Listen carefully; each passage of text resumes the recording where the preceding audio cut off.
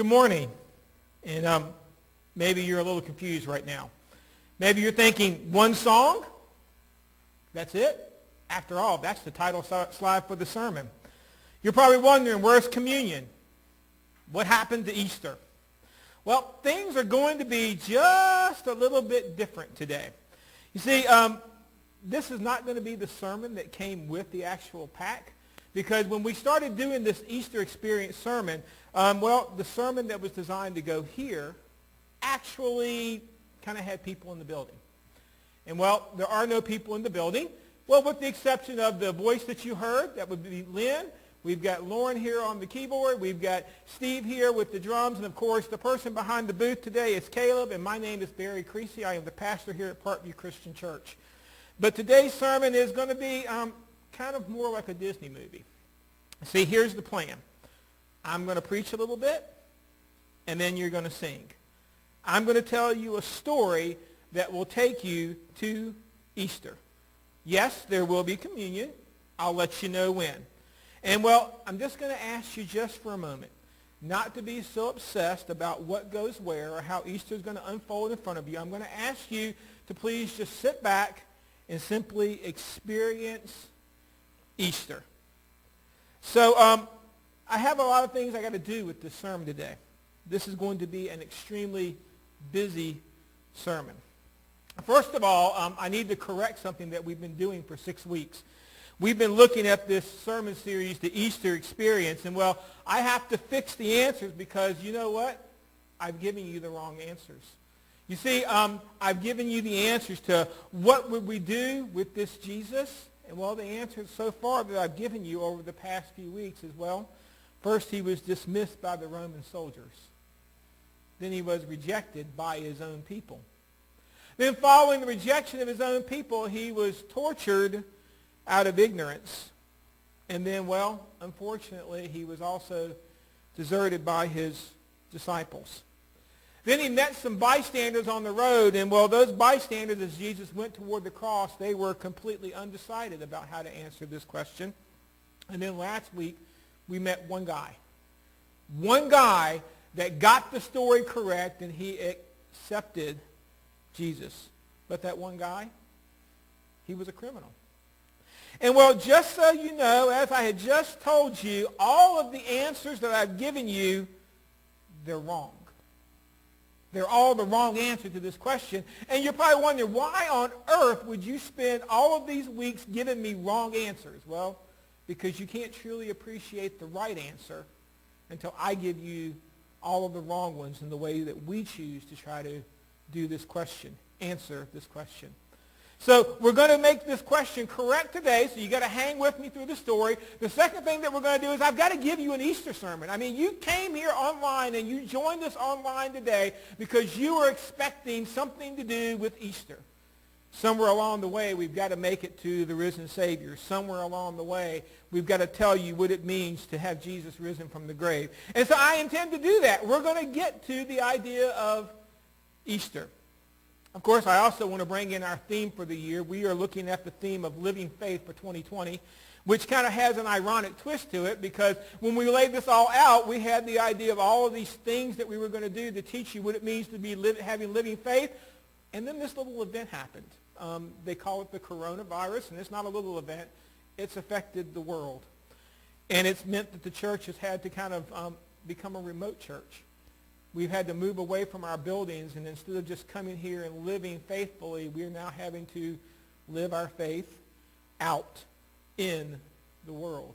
So I want to bring in this theme at some point during this sermon. And the other thing is, what Disney movie would be complete if you didn't have an Easter egg or a commercial somewhere in it for what's going to be coming next? So I also want to lay out and build a bridge to our next sermon series, which starts next week. We're going to take a look at 4 ladies that had a meeting with Jesus. But first things first, we've got to work on answering those correct questions. We've got to look at picking the right person. Because you know what? Picking the right answer will ultimately begin with picking the right character. So where do we find that particular person? I've got a few big hints for you.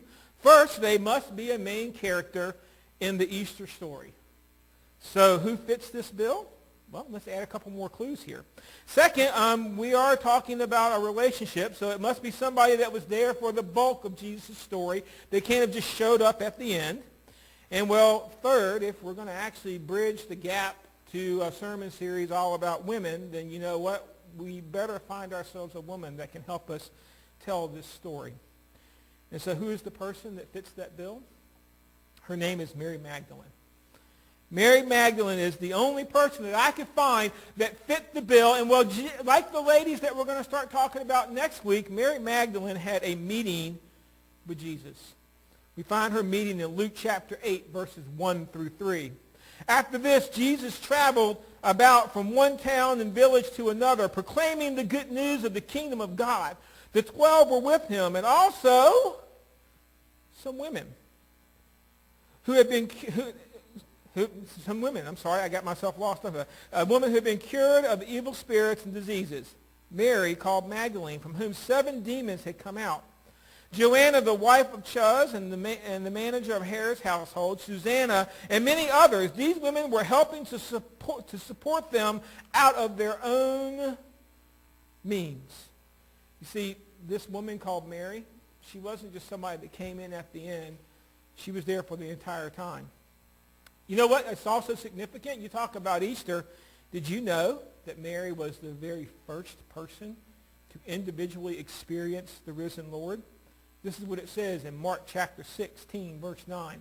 When Jesus rose early on the first day of the week, he appeared first to Mary Magdalene, out of whom he had driven 7 demons. Interesting enough, the question that we've been trying to answer for 6 weeks, the question of what will you do with this Jesus? Mary's life is divided up into 6 different scenes, a story that makes it complete.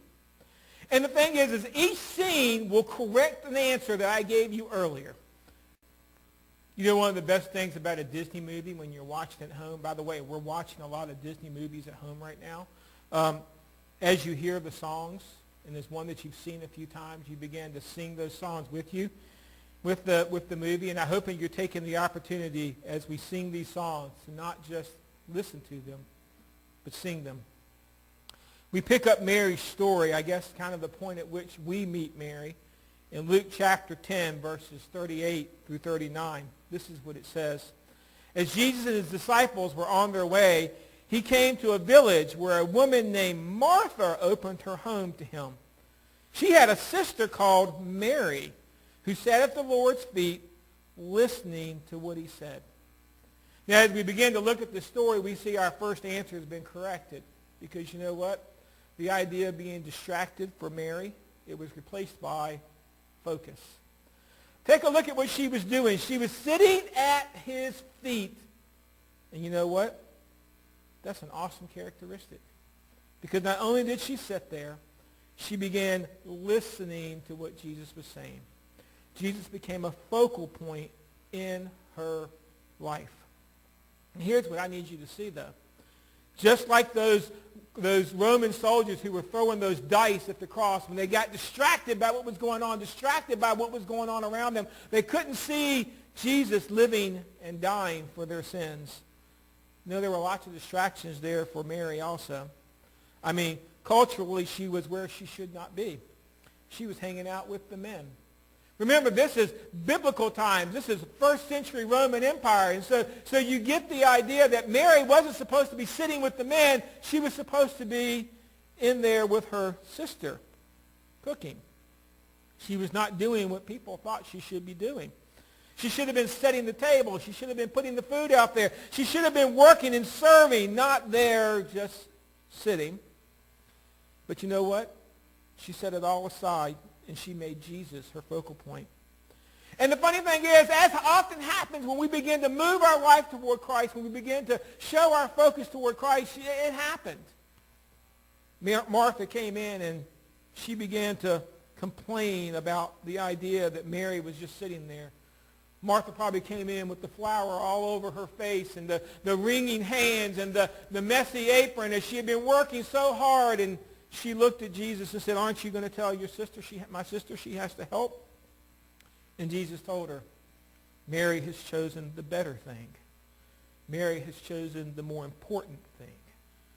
And I think that's something that we have to remember. If we are going to answer this question correctly, you have to make Jesus the focal point if you're going to decide what will you do with this Jesus. As Mary's story continues, we fast forward probably a number of years. It lands us right in John chapter 11, verses 28 through 32. Here we find the word that we talked about earlier, the idea of being rejected. Well, here Mary decides to trust Jesus. After she had said this, she went back and called her sister Mary aside. "The teacher is here," she said, "and is asking for you." When Mary heard this, she got up quickly and went to him. Now, Jesus had not yet entered the village, but was still in the place where Martha had met him. When the Jews who had been with Mary in the house accompanied her noticed how quickly she got up and went out, they followed her, supposing that she was going to the tomb to mourn there. When Mary reached the place where Jesus was and saw him, she fell at his feet and said, "Lord, if you had been here, my brother would not have died." Now, in this story, it was actually Martha who first meets Jesus when he was late to get there for Lazarus. And in true Martha fashion, the conversation had a little more stern tone to it as she began to grill Jesus about why he wasn't there, why he didn't show up, why he didn't do for Lazarus what he had done for so many others. And after their talk, I can almost picture Martha almost in frustration, maybe in a little bit of a huff. Well, she goes and she gets Mary. And Mary begins to come, and you know what? It would have been so easy for Mary to be mad at Jesus. I mean, think about it for a second. This was her brother. We had just read how she had supported Jesus' ministry. I mean, he had raised strangers, he had healed the sick, he had done all of these things, but not for her. It would have been so very easy for Mary to look at Jesus and say, "Why? Why not my brother? Why not my family? Jesus, why were you not there for me?" And you know, that's the thing, is that is what we would expect Mary to do. But when Mary shows up, what we find out is she got there and we saw humility. It says she fell at Jesus' feet. She actually got there and she worshiped Jesus. How do I know it was worship and not just fraught emotion? Well, this is what she also did. She acknowledged both his power and her lack of understanding. Her quote was, "Lord, if you had been here, my brother would not have died." She didn't say, "Why weren't you here?" She didn't say, "Where were you?" She did not ask, "How come you were late?" "Hey, how come you just didn't speak the word from wherever you were?" Jesus, you could have done all of these things. But I understand. I understand that you are Lord and I am not. I understand that you are God. You see, this is the amazing thing about Mary. When things got hard, Mary moved toward Jesus, not away. And as I look at the way that sometimes I answer this question, the things that I do and the way that I go about it, when things get really complicated, when things get really difficult, oftentimes my way of dealing with it is I pull inward. I want to protect myself. I build up my walls. And I want everybody to understand I just need a moment. But here Mary is, and you know what? She's just lost her brother. And you know what? She's going to answer the question, what would I do with Jesus? And what we need to know is if you're going to answer the correct question correctly, you're going to have to give Jesus a little bit of your trust. It was well documented how much took place in the crucifixion. We did a whole sermon on that idea of how Jesus was tortured. But as we get to the life of Mary, we find that Mary had another word for Jesus. Not tortured, Mary anointed him. We pick up her story in John chapter 12, verses 1 through 3. 6 days before Passover, Jesus came to Bethany where Lazarus lived, whom Jesus had raised from the dead. By the way, I left that out of the story. After Mary gave Jesus her trust, Jesus did the unthinkable. He went to the tomb and had them roll away the stone. And maybe in a precursor movement to his own resurrection, he raised Lazarus from the dead. Here a dinner was given in Jesus' honor. Martha served, go figure, while Lazarus was among those reclining at the table with him. Then Mary took a pint of pure nard, an expensive perfume, and she poured it on Jesus' feet, and she wiped his feet with her hair. And the house was filled with the fragrance of the perfume. Now, in my humble opinion, and we'll get into this in a few more weeks, I think Mary is reenacting an event that she had witnessed earlier in Jesus' life. But I don't want to get caught up on that. I guess you can kind of take that as a teaser of something we're going to do in a few weeks.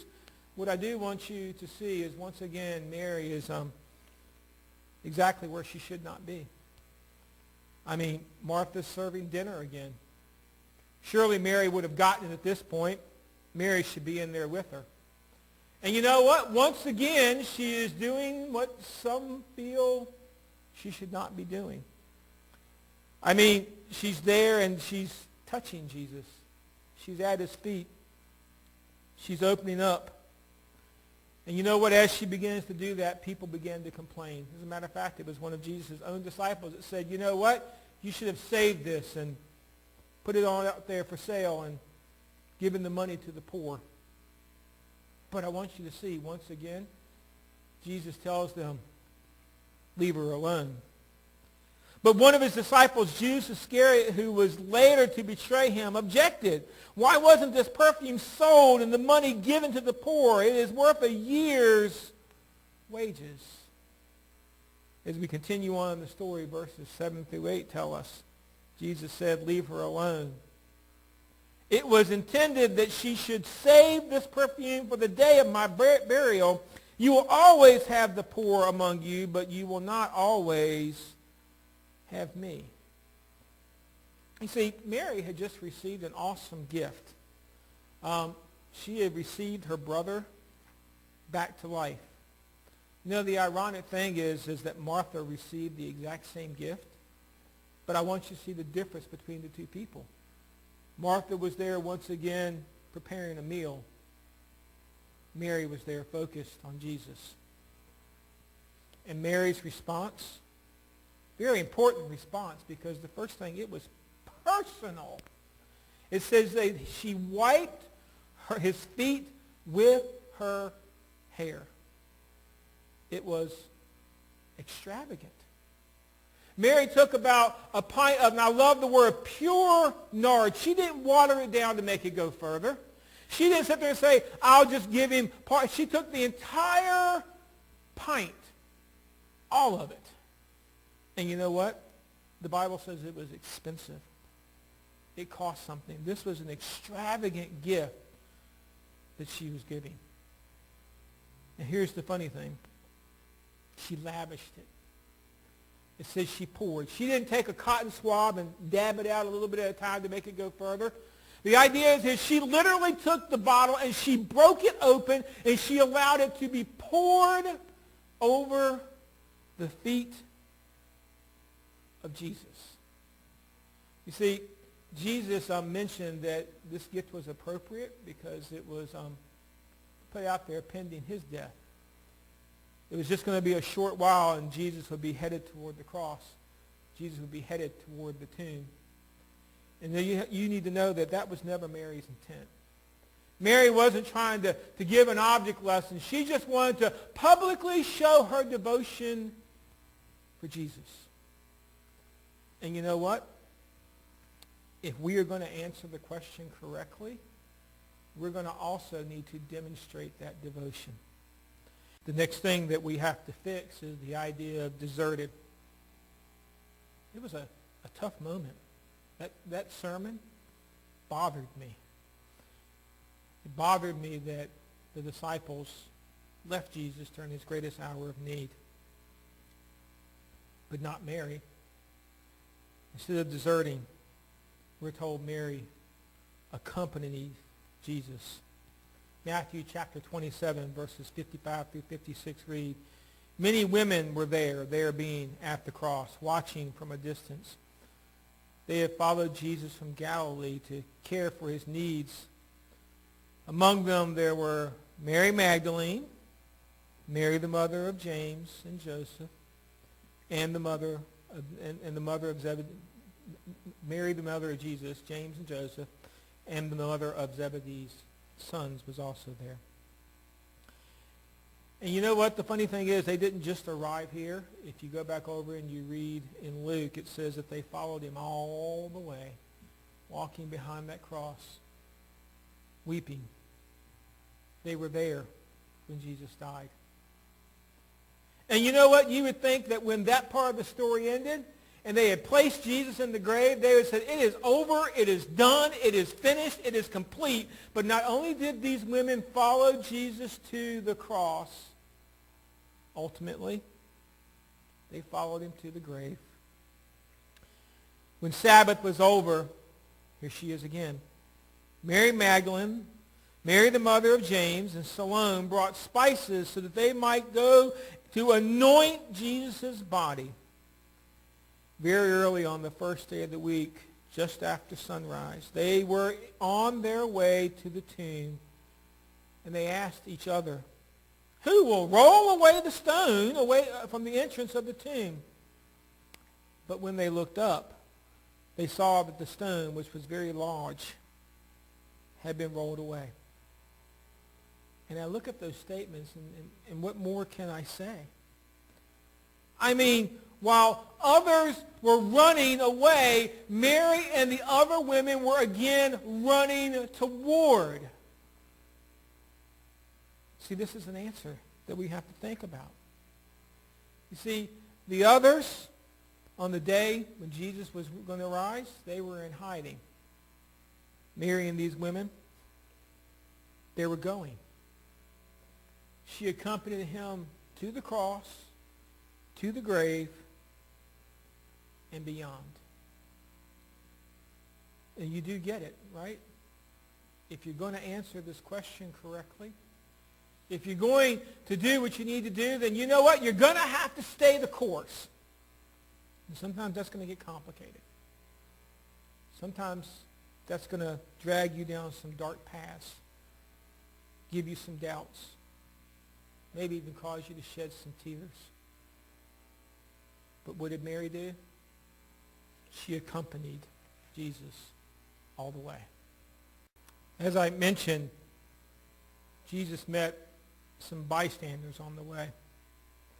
And we looked at these bystanders last week, and we found out that, well, they were undecided. Not Mary. We pick up her story in John chapter 20, verses 15 through 17.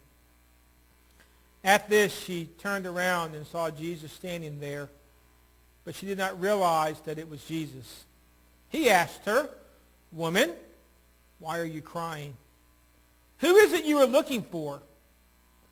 Thinking he was the gardener, she said, "Sir, if you have carried him away, tell me where you have put him, and I will get him." Jesus answered her. I love this. "Mary." I wonder if he shouted it. I wonder if he said it kind of gently in a whisper so as not to startle her. But when she heard her name, it says she turned toward him and cried out in Aramaic, "Rabboni," which means teacher. Jesus said, "Do not hold on to me, for I have yet to ascend to the Father. Go instead to my brothers and tell them, I am ascending to my Father and your Father, to my God and your God." You know, we must be getting near the end of the story because we're kind of almost back where we started. Remember, I mentioned to you that Mary was the very first to see the risen Savior? And here is the account where she meets Jesus. The stone has been rolled away. The tomb was empty. And now Mary has gone looking. You see, It seems that in their epic Easter adventure, all of the other ladies that went to that tomb, well, they kind of scattered. And I don't know that I blame them. I believe the events and the sights that I had seen on that day may have asked me to scatter also. But Mary sort of lags behind, as most of us might do sometimes. She's trying to make sense of everything that she's experiencing. She's looking for Jesus. Now, she's looking for the wrong Jesus. She's looking for a body. But when he shows up, she doesn't even recognize him. And again, I don't blame her. Think of all the things that she's going through her head right now. Where's the body? What happened? Who would steal it? All of these things have changed. The stone. What do these angel things mean? What's going on? It's just not quite what I expected. And even though she doesn't realize him at first, when Jesus speaks her name, she realizes who he is. And I love her reaction. Her very first reaction is reach for Jesus. Her very first thing that she does is reach out to Jesus. Grab hold. Embrace him.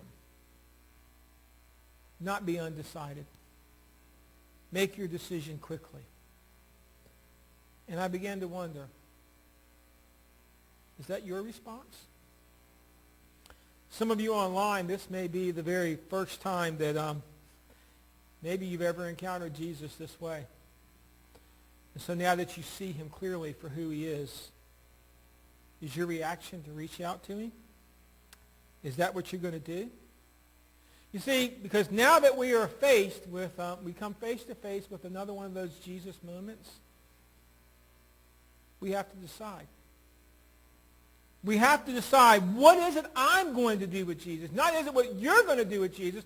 What am I personally going to do with this Jesus? If I'm going to answer that question correctly. The decision is all mine. We always think that accepting Jesus is the right answer. It is the right answer. As long as that's the very first step in your answer of what are you going to do with this Jesus. We're going to pick up the last scene of Mary's story in John chapter 20, verse 18. Mary Magdalene went to the disciples with the news, I have seen the Lord. And she told them, she told them that with the things that he had said to her. Luke chapter 24, verses 9 through 11, add a little context.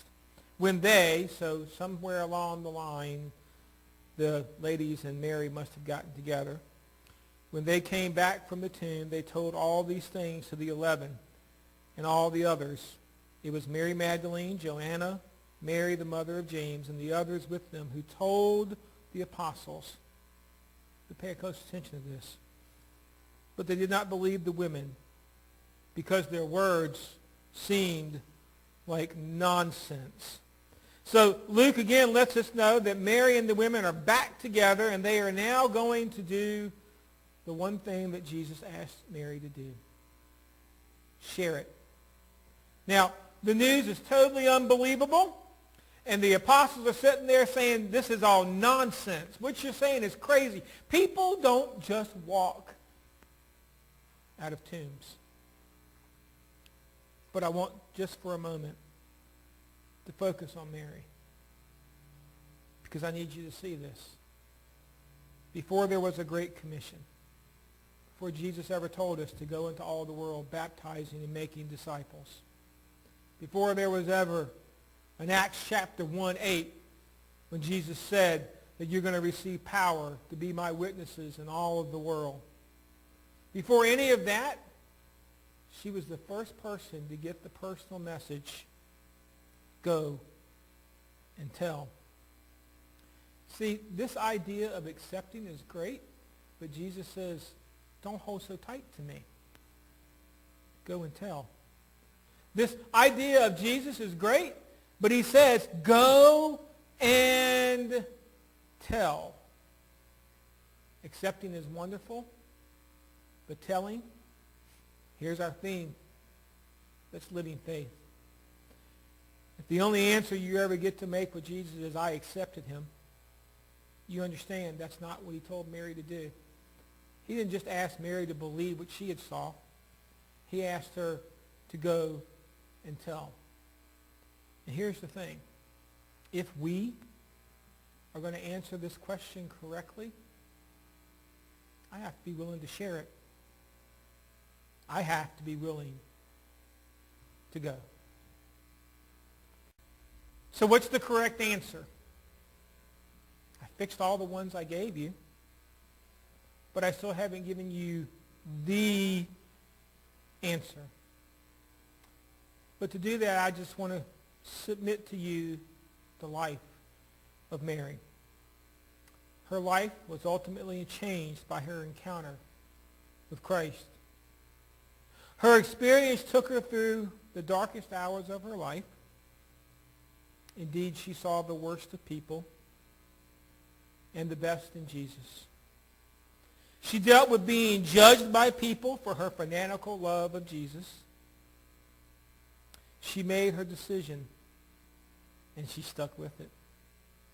It took her on a lifelong journey through the cross and to the empty tomb.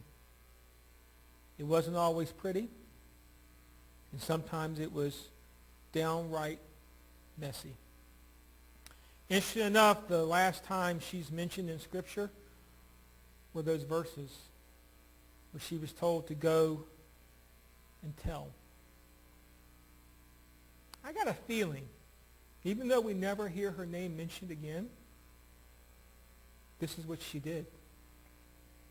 How do I know? Because it was the first thing that she did. It was the idea that she never wanted anybody to forget. So ultimately, how did Mary answer this question? 2 words. 2 words. Follow him. Think about it. Mary's decision to follow Jesus changed her entire life perspective. It changed her focal point. She allowed it to change her family. She allowed it to change her belief system. She did so many things to answer that question. What would you do with this Jesus? And now the question is that your answer? See, the story of Mary is a great one, but I'm not really interested in her story at this point. I want to know about your story. If I was to put this question out to you face to face and it says, how would you handle Jesus? What would you do with Jesus? How would you answer it? Is he just a passing thing? Is Easter just that moment when you pause the button of your life and say, you know what? I better do this church thing just to have my bases covered. Or is this thing of Jesus, is it a lifelong commitment? You see, because Jesus never came looking for large crowds. It's interesting, we usually designate Easter as the time we have the crowd. One of the reasons I couldn't do the original sermon that came with this packet was because it required a crowd to do it. You had to have people here. We're always looking for crowds. Jesus never looked for crowds. In fact, every time he got a crowd, he made things hard. Because Jesus wasn't looking for crowds. He was looking for followers. People that would walk with him even when things don't make sense. People that would stick with him their entire life. And so I need to know, is this your answer? When somebody looks at you and says, what will you do with this Jesus? Just follow him, what you're going to do.